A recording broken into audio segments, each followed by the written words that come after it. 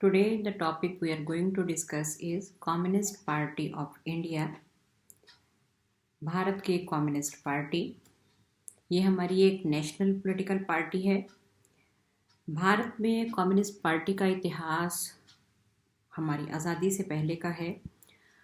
1917 में एक बहुत बड़ी रेवोल्यूशन आई थी रशिया के अंदर, और वो रेवोल्यूशन इस तरह की थी कि जिसमें एक नई आइडियोलॉजी, एक नई विचारधारा उभर कर सामने आई थी, और वो विचारधारा थी समाजवादी विचारधारा, मार्क्सवादी समाजवादी विचारधारा। और उस मार्क्सवादी समाजवादी विचारधारा ने भारतीय लोगों को बहुत ज़्यादा प्रभावित किया, because at that time India was not an independent state. Congress party Bharat में बहुत कुछ कर रही थी आज़ादी के लिए, लेकिन हमारी यूथ, हमारी नौजवान पीढ़ी, हमारा बुद्धिजीवी वर्ग जो था, उसको कांग्रेस के कोई ज़्यादा उदारवादी जो विचार थे, आइडियोलॉजी थी, वो ज़्यादा उसको इम्पोर्टेंस नहीं दे रही थी। और ये लोग अपने ही तरीके से, एक क्रांतिकारी तरीके से भारत को आज़ाद करवाना चाहते थे, क्योंकि हर ग्रुप, हर व्यक्ति लगा हुआ था इस तरीके से कि किसी ना किसी तरीके से भारत को इंग्लिश लोगों से आज़ाद करवा लिया जाए। और भारत की जो युवा पीढ़ी थी और भारत के वो लोग जो ऐसे आइडियाज़ रखते थे जो कि जिसको हम उदारवादी के ऑपोजिट, जिसको उग्र ideas, that is extreme ideological जो उनका एस्पेक्ट था, उसके द्वारा वो भारत को आज़ाद करवाना चाहते थे। और 1924 में एम.एन. रॉय, चारू मजूमदार, राफिक अहमद और भी बहुत सारे लोगों ने मिलकर एक पॉलिटिकल पार्टी, एक 1924 में कानपुर में सेशन किया और एक political party came into existence, and that political party is known as Communist Party in India. That political party is a Communist Party in India, जिसको हम कम्युनिस्ट, भारत की कम्युनिस्ट पार्टी का नाम जो है वो देते हैं। और भारत की कम्युनिस्ट पार्टी को एक लेफ्ट विंग के रूप में जो है वो देखा गया, क्योंकि ये they are known as leftist, left wing के नाम से जो है वो हम जानते हैं। और इस पॉलिटिकल पार्टी में सबसे जो इम्पोर्टेंट बात ये थी कि बहुत सारे, उस टाइम आज़ादी से पहले की अगर बात करें, उस टाइम भी मजदूर वर्ग, किसान, हमारे जो लोग थे और जो स्टूडेंट्स स्पेशली थे, उन्होंने इस पार्टी को जो वो ज्वाइन कर लिया। उसके बाद इंग्लिश लोगों ने इस पॉलिटिकल पार्टी को कुछ ज़्यादा इम्पोर्टेंस नहीं दी, because they were not in favour of socialistic ideology, और उन्होंने इस पॉलिटिकल पार्टी के ऊपर बैन लगा दिया। लेकिन ये पॉलिटिकल पार्टी का बैन इंग्लिश लोगों ने ख़त्म कर दिया जब इंग्लिश लोगों ने वर्ल्ड वार सेकेंड शुरू हो गई, और वर्ल्ड वार सेकेंड में उन्होंने सोवियत यूनियन का, यूएसएसआर का जो है वो, इंग्लैंड उसका एक एलाई बन गया, तो कम्युनिस्ट पार्टी ने भी अपनी सपोर्ट जो है इंग्लिश लोगों को जो है वो देनी शुरू कर दी। और जब उन्होंने, कम्युनिस्ट लोगों ने इंग्लिश लोगों को सपोर्ट किया वर्ल्ड वार सेकेंड में, तो ये बैन जो है, जो लगाया गया था कम्युनिस्ट पार्टी के ऊपर इंग्लिश लोगों के द्वारा, इंग्लिश शासन के द्वारा, वो हटा लिया गया। इंग्लिश लोगों ने इसलिए भी बैन को हटा दिया क्योंकि 1942 में जो महात्मा गांधी के द्वारा क्विट इंडिया मूवमेंट चलाया जा रहा था, यहाँ तक कि सोशलिस्ट पार्टी, हमारी कम्युनिस्ट पार्टी ने इसको भी अपोज किया। और एक बात और जो कम्युनिस्ट पार्टी के फेवर में नहीं जाती है, जिसको इंग्लिश लोगों ने रादर लाइक किया और भारतीयों ने नहीं लाइक किया, वो ये कि 1946 में जब पाकिस्तान की बात हो रही थी, two nation theory came into existence, और जब 1946 में पाकिस्तान बनने की बात हो रही थी, तो this political party also supported this view point कि पाकिस्तान जो है वो बनना चाहिए। और शायद यही कारण है कि इंग्लिश लोगों ने इसका बैन जो है वो हटा दिया। But what is the position of this party after independence के बाद इसकी क्या स्थिति है? आज़ादी के बाद भी ये पॉलिटिकल पार्टी एक मज़दूर वर्ग की पार्टी जो वो रही है, और बहुत सारे आंदोलन आंध्र प्रदेश में ज़मींदारों के विरोध में लगा दिए गए। आज़ादी के बाद इस पॉलिटिकल पार्टी ने बहुत सारे आंदोलन जो है वो किए, specially in South India, Telangana. ज़मींदारों के अगेंस्ट जो है वो आंदोलन किए गए, मज़दूरों की फेवर में जो है वो आंदोलन किए गए, वर्किंग क्लास की फेवर में जो है वो आंदोलन किए गए। लेकिन 1952 में जब फर्स्ट जो है वो हमारे यहाँ जनरल इलेक्शन हुए लोकसभा के, तो उसमें इस पॉलिटिकल पार्टी ने इस बात को डिक्लेयर कर दिया कि now it is not going to follow the revolutionary methods, ये क्रांतिकारी साधनों का प्रयोग नहीं करेगी और ये संवैधानिक और कॉन्स्टिट्यूशनल और डेमोक्रेटिक मीन्स के द्वारा जो है वो भारत में अपनी जो है वो इलेक्शन जो है वो लड़ेगी। और जहाँ तक भारतीयों का, जहाँ तक कम्युनिस्ट पार्टी का संबंध है, 1952 के बाद जो है वो इसने जितने भी इलेक्शन लड़े हैं उसमें कॉन्स्टिट्यूशनल और शांतिपूर्ण साधनों का ही प्रयोग किया है। 1952, 57, 62, 67 में इसको काफ़ी जो है वो सफलता प्राप्त हुई, क्योंकि इस पार्टी की इमेज पूरी तरह जो है वो बदल चुकी थी। 1957 में यहाँ तक कि केरला के अंदर विधानसभा में भी इसने सेपरेट जो है वो अपनी सरकार जो है वो स्टेट के अंदर बनाई। और 1962 में 32 सीट्स जो है वो इसने लोकसभा में प्राप्त की। बट 1964 में there was a split in the party. कुछ लोग जो थे वो कांग्रेस पार्टी का समर्थन कर रहे थे, लेकिन कुछ लोगों ने कांग्रेस पार्टी का समर्थन करने से इनकार कर दिया, क्योंकि कुछ हद तक इसकी पॉलिटिकल पार्टी की जो ओरिएंटेशन है वो टिल्ट जो है वो कांग्रेस पार्टी की तरफ है। और कुछ एक लोग ऐसे थे जिनको लगता था कि हम कांग्रेस पार्टी के समाजवाद के साथ सहमत नहीं हैं, तो और वो लोग जो हैं वो इस पॉलिटिकल पार्टी से अलग हो गए और उन्होंने एक नई पॉलिटिकल पार्टी बनाई। और that political party is communist Party of India, Marxist, CPM के नाम, सीपीएम के नाम से जो है वो पॉलिटिकल पार्टी जानी जाती है। और इस पॉलिटिकल पार्टी ने, जब मिसेस इंदिरा गांधी ने 1975 में जो इमरजेंसी जो वो लगाई थी उसको भी जो वो सपोर्ट किया। और इसके साथ साथ जो इस पार्टी की जो साख थी, जो क्रेडिबिलिटी थी, वो धीरे धीरे ख़त्म होनी शुरू हो गई। अब ये उतनी इम्पॉर्टेंट पॉलिटिकल पार्टी नहीं रही जितनी पॉलिटिकल पार्टी ये इम्पॉर्टेंट पहले हुआ करती थी। लेटेस्ट अगर हम बात करें तो 25 अप्रैल 2018 को ये पॉलिटिकल पार्टी के जो जनरल सेक्रेटरी हैं उसका नाम है G Sudhakar Reddy, is the general secretary of this political party. और जो अनाज की बलियां होती हैं और दाती का जो निशान है वो इसका चुनाव निशान है। सबसे जो इम्पॉर्टेंट बात हम इसमें इस आज के लेक्चर में डिस्कस करेंगे वो है what is the social base of Communist Party of India. Communist Party of India, जैसे कि हम नाम से ही कह सकते हैं कि ये एक साम्यवादी दल है, ये एक समाजवाद के साथ जुड़ा हुआ दल है। इस पॉलिटिकल पार्टी का जो सोशल बेस है, जो सामाजिक आधार है, कौन से लोग जो है वो इसको सपोर्ट करते हैं और कौन कौन से लोग जो है वो इस पॉलिटिकल पार्टी के साथ रात रंग जुड़े हुए हैं। सबसे पहले हम बात करते हैं बुद्धिजीवी वर्ग की। इंटेलेक्चुअल जो कम्युनिटी है, इंटेलिजेंशिया जिसको हम बोलते हैं, सारे जो हमारे इंटेलिजेंट लोग हैं, जो बुद्धिजीवी वर्ग है, जो पढ़े लिखे लोग हैं, वो इस पॉलिटिकल पार्टी का काफ़ी लंबे समय से आधार है और आज भी लोग जो हैं ये लोग इसको सपोर्ट करते हैं। सेकेंडली, जो ये पॉलिटिकल पार्टी किन लोगों में और ज़्यादा जो है वो पॉपुलर है, वो है हमारे मज़दूर वर्ग, क्योंकि ये मज़दूर वर्ग की ही पार्टी है। ये मज़दूर वर्ग की बेटरमेंट के लिए, उनके वेलफेयर के लिए, उनके इकोनॉमिक राइट्स के लिए, उनके लिए जो है वो लड़ने वाली पार्टी है। और ये पॉलिटिकल पार्टी का सोशल बेस जो है वो मज़दूर वर्ग रहा है।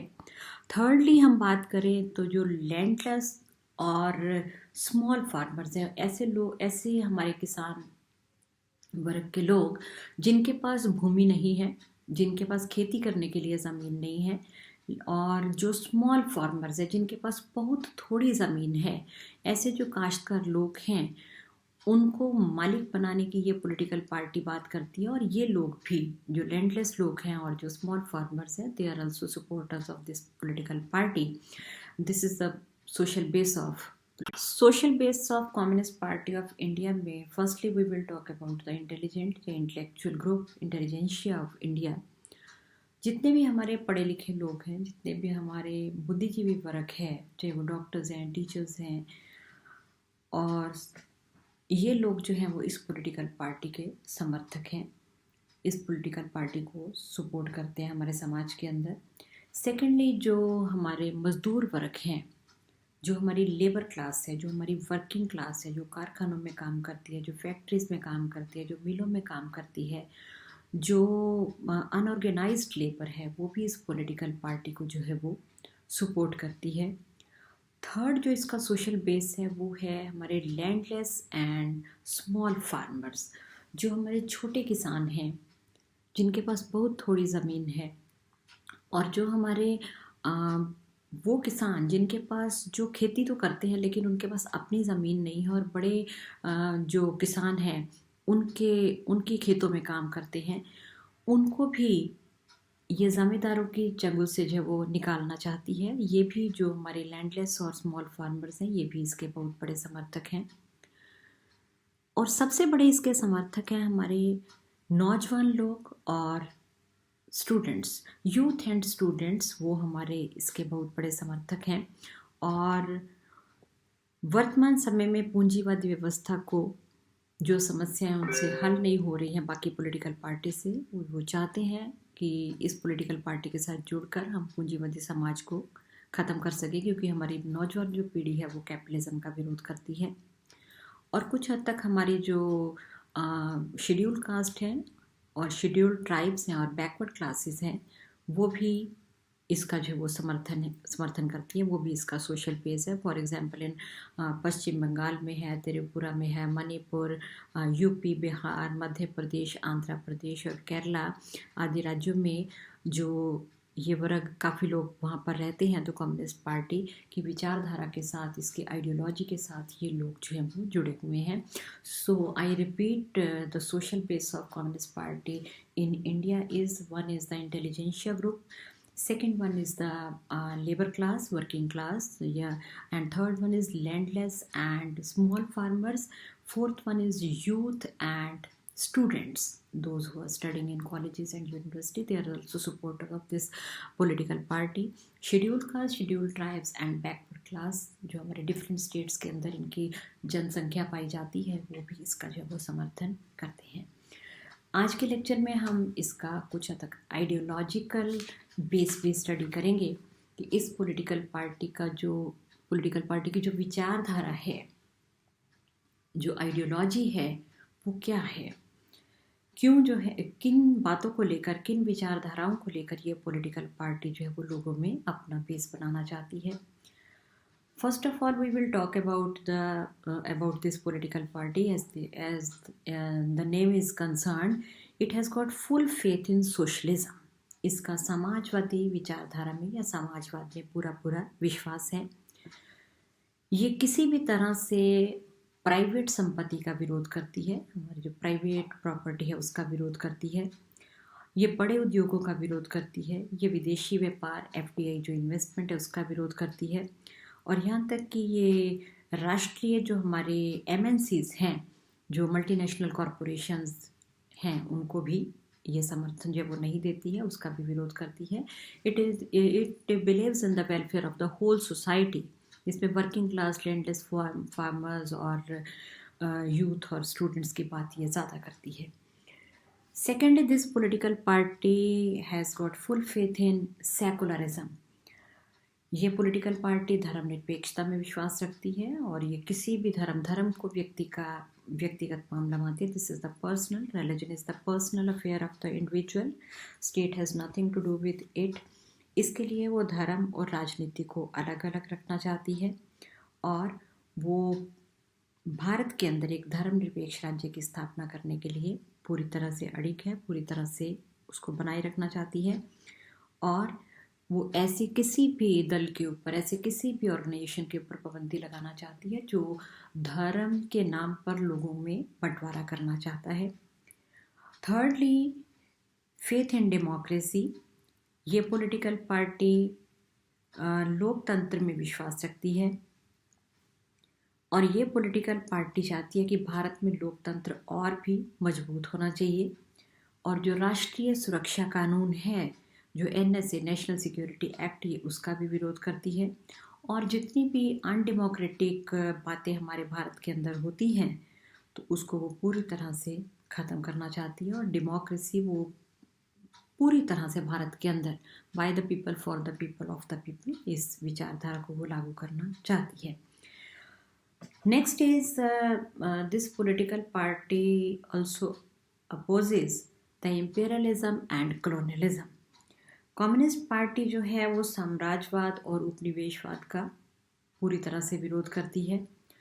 ना केवल वो इतना विरोध करती है बल्कि वो भारत के अंदर आजकल जो MNCs आ रही हैं, जो मल्टीनेशनल कॉरपोरेशंस आ रही हैं और जो IMF, उसका भी विरोध करती है। वर्ल्ड बैंक का भी इसके द्वारा जो है वो टाइम टू टाइम विरोध करती है, क्योंकि ऐसा लगता है इस पॉलिटिकल पार्टी को कि ये जो इंटरनेशनल ऑर्गेनाइजेशंस हैं, चाहे वो IMF है, चाहे वो वर्ल्ड बैंक है, ये बहुत सारे कर्जे हमारे राज्यों को देकर उसका जो है वो शोषण करना चाहती है। तो ये अगेन इसका भी विरोध करती है। This political party foreign affairs के ऊपर दी, फॉरेन पॉलिसी में ये पॉलिटिकल पार्टी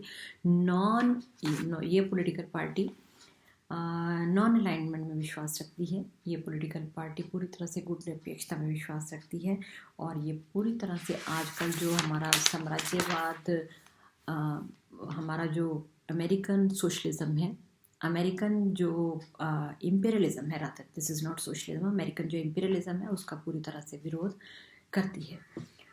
नेक्स्ट, ये भारत के अंदर पूरी तरह से नेशनल यूनिटी और इंटेग्रिटी बनाए रखना चाहती है और ये पॉलिटिकल पार्टी भारत की एकता और अखंडता में पूरा विश्वास रखती है। उसको लगता है कि जितनी भी समस्याएं हैं, जहाँ कहीं पर भी धर्म, जाति, भाषा के नाम पर डिसइंटीग्रेशन की बात होती है, और ये पॉलिटिकल पार्टी चाहती है कि इसको शांतिपूर्ण ढंग से इसका कोई ना कोई हल निकाला जाए और किसी भी तरह से भारत की अखंडता को कोई भी नुकसान ना पहुंचे। और next is this is left wing unity, क्योंकि ये खब्बे पक्की पार्टी है, क्योंकि ये लेफ्ट विंग की पार्टी है और ये जितने भी समाजवादी दल हैं उनके अंदर, समाजवादी विचारधाराओं के लोग हैं, उनके अंदर एक यूनिटी बना के रखना चाहती है। ये पॉलिटिकल पार्टी न्यूक्लियर डिसआर्मामेंट को सपोर्ट करती है। ये किसी भी तरह से ये पॉलिटिकल पार्टी नहीं चाहती कि न्यूक्लियर जो है वो वेपन्स बनने चाहिए, न्यूक्लियर आर्मामेंट्स बनना चाहिए। और शायद यही कारण है कि this political party has always opposed NPT, nuclear proliferation treaty, and CTBT, comprehensive test ban treaty का इसने विरोध किया है। और जब जॉर्ज बुश भारत में आए थे और मनमोहन सिंह के साथ जो उन्होंने समझौता किया था, थोड़ा सा ये सिविल के ऊपर, सिविल जो हमारे न्यूक्लियर पॉलिसी के ऊपर, तो उसका भी इस पॉलिटिकल पार्टी ने विरोध किया था। यहाँ तक इसने मनमोहन सिंह की सरकार को जो अपना समर्थन दिया हुआ था, सपोर्ट दिया हुआ था, वो भी वापस ले लिया था। और लास्टली ये पॉलिटिकल पार्टी मानवीय अधिकारों में पूरा विश्वास रखती है। ये पॉलिटिकल पार्टी चाहती है कि सभी लोगों को अधिकार मिलने चाहिए, किसी भी व्यक्ति का कोई भी अधिकार की वायलेशन जो है वो नहीं होनी चाहिए। व्यक्ति का व्यक्तिगत विकास जो है वो होना चाहिए और व्यक्ति के व्यक्तिगत विकास का, ये व्यक्ति का व्यक्तिगत अधिकार है, ये उसका बेसिक जो है वो राइट है। इसमें किसी भी तरह से किसी को भी दखलअंदाजी नहीं करनी चाहिए। और ये पॉलिटिकल पार्टी किसी भी तरह से धर्म, जाति, भाषा के नाम पर कोई भी डिस्क्रिमिनेशन नहीं चाहती है। और ये पॉलिटिकल पार्टी अगेन लोगों के अधिकारों की बात करती हुई नस्लवाद का विरोध करती है और किसी भी तरह से ये इक्वालिटी को भारत के अंदर जो स्थापित करना चाहती है। Thank you very much, and tomorrow we are going to discuss, we are continue with this political party and we will discuss the policies and programs of Communist Party of India, and I will also explain the electoral performance of this political party.